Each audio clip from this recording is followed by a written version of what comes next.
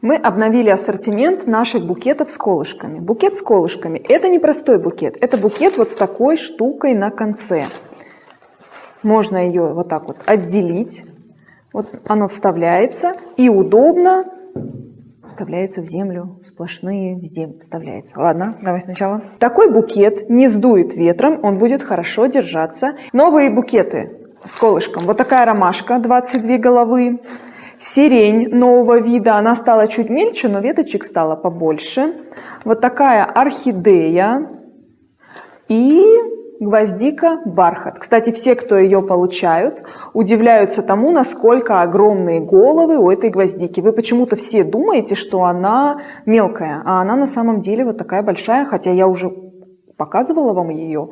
Но давайте еще раз посмотрим, чтобы вы все увидели, что она крупная. Хотя претензий как бы нет, но все равно.